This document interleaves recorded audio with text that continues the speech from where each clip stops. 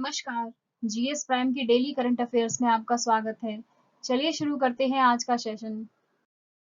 आज के सेशन का पहला प्रश्न है, हाल ही में परमाणु परीक्षण के खिलाफ अंतर्राष्ट्रीय दिवस कब मनाया गया? इसके ऑप्शंस हैं 29 अगस्त, 28 अगस्त, 27 अगस्त या फिर 30 अगस्त। इसका सही जवाब है ऑप्शन ए, 29 अगस्त। हर साल 29 अगस्त को विश्व स्तर पर परमाणु परीक्षण के खिलाफ अंतर्राष्ट्रीय दिवस यानी international day against nuclear test मनाया जाता है।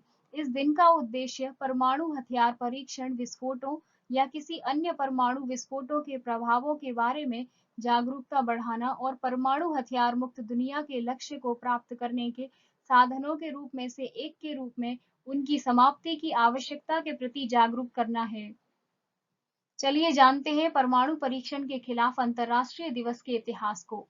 2 दिसंबर 2009 को संयुक्त राष्ट्र महासभा के 64वें सत्र ने अपने प्रस्ताव 64/35 के सर्वसम्मति स्वीकृति के माध्यम से परमाणु परीक्षण के खिलाफ 29 अगस्त को अंतर्राष्ट्रीय दिवस घोषित किया। 2010 में सबसे पहली बार परमाणु परीक्षण के खिलाफ अंतर्राष्ट्रीय दिवस मनाया गया। दूसरा प्रश्न है, राष्ट्रीय खेल दिवस कब मनाया जाता है? इसके ऑप्शंस हैं 28 अगस्त, 29 अगस्त, 30 अगस्त या फिर 27 अगस्त। इसका सही जवाब है ऑप्शन बी, 29 अगस्त।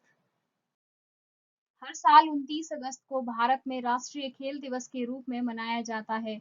भारत के हॉकी टीम के स्टार रहे मेजर ध्यानचंद की जयंती पर 29 अगस्त 2012 को पहला राष्ट्रीय खेल दिवस मनाया गया था। आज के दिन विभिन्न खेल योजनाओं को शुरू करने के साथ साथ जीवन में शारीरिक गतिविधियों और खेलों के महत्व के बारे में जागरूकता फैलाने के लिए विभिन्न खेल आयोजनों और संगोष्ठियों को आयोजित करने के लिए एक मंच के रूप में किया जाता है। हाल ही में प्रधानमंत्री नरेंद्र मोदी ने राजीव गांधी खेल रत्न पुरस्कार का नाम बदलकर मेजर ध्यानचंद खेल रत्न पुरस्कार करने की घोषणा की है। तीसरा प्रश्न है, हाल ही में पैरालंपिक 2021 में भाविना बेन ने किस स्पर्धा में रजत पदक जीता है? इसके ऑप्शंस हैं javelin throw, table tennis, discus throw या फिर बैडमिंटन। इसका सही जवाब है option B, table tennis. Table tennis में भारतीय पैडलर भाविना-बेन पटेल ने टोक्यो 2020 पैरालंपिक खेलों में महिला एकल मुकाबले में रजत पदक जीतकर इतिहास रच दिया है। भाविना दुनिया की नंबर 1 खिलाड़ी चीन की झोउ यिंग से फाइनल मुकाबले में 0-3 से हार गईं, जिसके बाद उन्हें सिल्वर मेडल से संतोष करना पड़ा। टोक्यो पैरालंपिक 2020 खेलों में भारत का यह पहला पदक है। दीपा मलिक के बाद पटेल पैरालंपिक में पदक जीतने वाली दूसरी भारतीय महिला हैं। उन्होंने 2016 रियो ओलंपिक में शॉट पुट में रजत पदक जीता था। चौथा प्रश्न है, हाल ही में राष्ट्रीय लघु उद्योग दिवस कब मनाया गया? इसके ऑप्शंस हैं 29 अगस्त, 30 अगस्त, 31 अगस्त या फिर 28 अगस्त। इसका सही जवाब है ऑप्शन बी, 30 अगस्त। देश भर में हर साल 30 अगस्त को छोटे उद्योगों को उनकी समग्र विकास क्षमता और वर्ष में उनके विकास के लिए प्राप्त अवसरों के समर्थन और बढ़ावा देने के लिए राष्ट्रीय लघु उद्योग दिवस के रूप में मनाया जाता है। उद्योग दिवस मौजूदा छोटे, मध्यम और बड़े पैमाने के उद्यमों को संतुलित विकास प्रदान करने और राज्य के वित्तीय स्वास्थ्य को बढ़ावा देने के लिए नए उद्योग स्थापित करने में सहायता प्रदान करने का एक माध्यम है। चलिए जानते हैं लघु उद्योग के बारे में। लघु उद्योगों और कुटीर उद्योगों ने भारतीय अर्थव्यवस्था में एक महत्वपूर्ण भूमिका निभाई है। भारत के आधार और कुटीर निर्माताओं में सर्वोत्तम गुणवत्ता लाभ का उत्पादन किया गया। यद्यपि इस क्षेत्र में अन्य भारतीय व्यवसायों की तरह ब्रिटिश शासन में भारी गिरावट का अनुभव हुआ, यह स्वतंत्रता के बाद बहुत तेज कदम से बढ़ा है। पांचवा प्रश्न है, हाल ही में अवनी लेखरा ने किस स्पर्धा में स्वर्ण पदक जीतकर इतिहास रच दिया? इसके ऑप्शंस हैं टेबल टेनिस, निशानेबाजी, भाला फेंक या फिर बैडमिंटन। इसका सही जवाब है ऑप्शन बी, निशानेबाजी।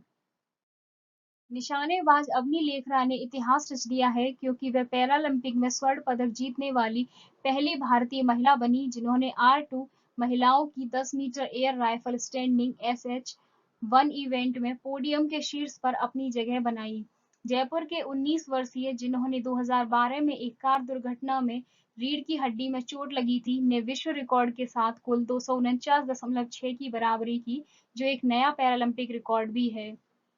तैराक मुरलीकांत पेटकर 1972, भाला फेंक खिलाड़ी देवेंद्र झझरिया 204, 2004 और 2016, और हाई जंपर मरियप्पन थंगावेलु 2016 के बाद अवनी पैरालंपिक स्वर्ण जीतने वाली चौथी भारतीय एथलीट हैं। छठवां प्रश्न है, हाल ही में निषाद कुमार ने किस स्पर्धा में सिल्वर मेडल जीता? इसके ऑप्शंस हैं long jump, high jump, relay या फिर जेवलिन थ्रो। इसका सही जवाब है option B, high jump. Bharat के निषाद कुमार ने टोक्यो पैरालंपिक 2020 में पुरुषों की ऊंची कूद T47 स्पर्धा में रजत पदक जीता है। टोक्यो पैरालंपिक 2020 में भारत के लिए यह दूसरा पदक है। 23 वर्षीय निषाद ने 2.06 मीटर की छलांग लगाई और ऐसा करते हुए एक एशियाई रिकॉर्ड बनाया। उन्होंने यूएसए के डलास वाइज के साथ अपनी छलांग की भी बराबरी की, जिन्होंने रजत पदक भी अपने नाम किया।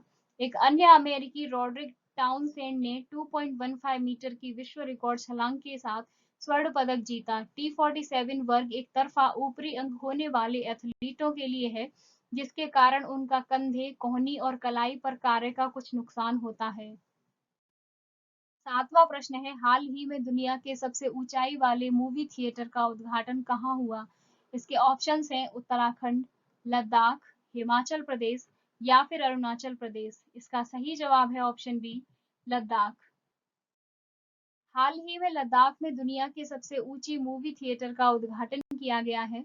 इससे लेह के पलदान इलाके को 11,562 फीट की ऊंचाई पर अपना पहला मोबाइल डिजिटल मूवी थिएटर मिला है। थिएटर 28 डिग्री सेल्सियस में काम कर सकता है। इस पहल का उद्देश्य भारत के सबसे दूरस्थ क्षेत्रों में सिनेमा देखने का अनुभव लाना है। उल्लेखनीय है कि आने वाले समय में लेह में ऐसे 4 थिएटर स्थापित किए जाएंगे। हाल ही में भारतीय वायुसेना यानी आईएएफ ने लद्दाख के एडवांस लैंडिंग ग्राउंड में दुनिया के सबसे ऊंचे mobile air traffic control tower का निर्माण किया है। आठवां प्रश्न है, हाल ही में सड़क राजमार्ग एवं परिवहन मंत्रालय ने डॉट डॉट डॉट सीरीज नाम से एक श्रृंखला शुरू की है। इसके ऑप्शंस हैं BH series, AH series, AJ series या फिर AK सीरीज। इसका सही जवाब है ऑप्शन ए, BH सीरीज। सड़क परिवहन और राजमार्ग मंत्रालय ने नए वाहनों के लिए एक नया पंजीकरण मार्क यानी भारत श्रृंखला BH सीरीज लॉन्च की है। BH सीरीज मार्क वाले वाहनों को एक नए पंजीकरण चिन्ह के असाइनमेंट की आवश्यकता नहीं होगी जब वाहन का मालिक एक राज्य से दूसरे राज्य में स्थानांतरित हो जाता है। इससे पहले मोटर वाहन अधिनियम 1988 की धारा 47 के तहत यदि कोई व्यक्ति एक राज्य से दूसरे राज्य में जाता है तो एक व्यक्ति को वाहन को पंजीकृत राज्य के अलावा किसी अन्य राज्य में 12 महीने से अधिक नहीं रखने की अनुमति है।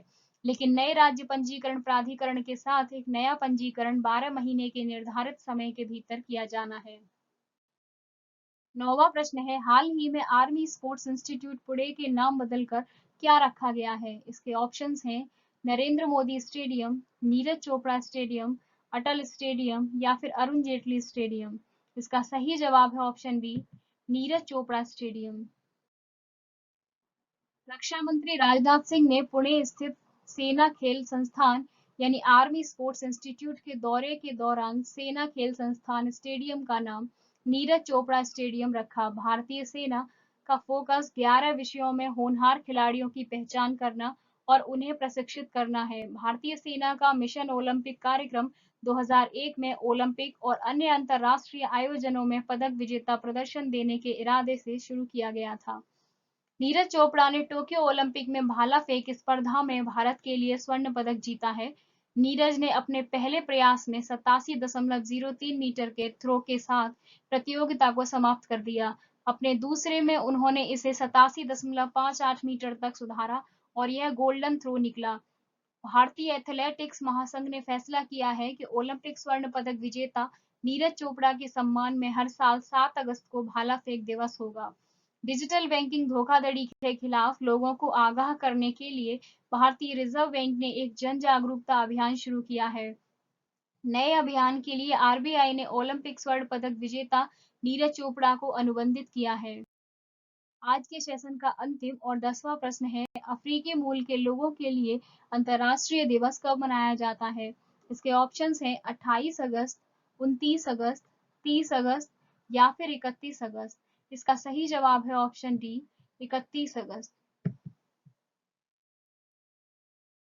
अफ्रीकी मूल के लोगों के लिए अंतर्राष्ट्रीय दिवस पहली बार 31 अगस्त 2021 को मनाया गया। संयुक्त राष्ट्र का उद्देश्य दुनिया भर में अफ्रीकी डायस्पोरा के असाधारण योगदान को बढ़ावा देना और अफ्रीकी मूल के लोगों के खिलाफ सभी प्रकार के भेदभाव को खत्म करना है। चलिए जानते हैं इस दिन के इतिहास के विषय में। वर्ष 2020 ने अफ्रीकी मूल के लोगों के लिए अंतर्राष्ट्रीय दशक के मध्यावधि को चिन्हित किया, जबकि विधायी, नीति और संस्थागत स्तरों पर कुछ प्रगति हुई है। अफ्रीकी मूल के लोग नस्लीय भेदभाव, हाशिए पर और बहिष्करण के परस्पर और मिश्रित रूपों से पीड़ित हैं। 19 जून 2020 को मानवाधिकार परिषद ने कानून प्रवर्तन अधिकारियों द्वारा बल के अत्यधिक उपयोग और अन्य मानवाधिकारों के उल्लंघन के खिलाफ अफ्रीकियों और अफ्रीकी मूल के लोगों के मानवाधिकारों और मौलिक स्वतंत्रता के प्रचार और संरक्षण पर संकल्प को अपनाया है।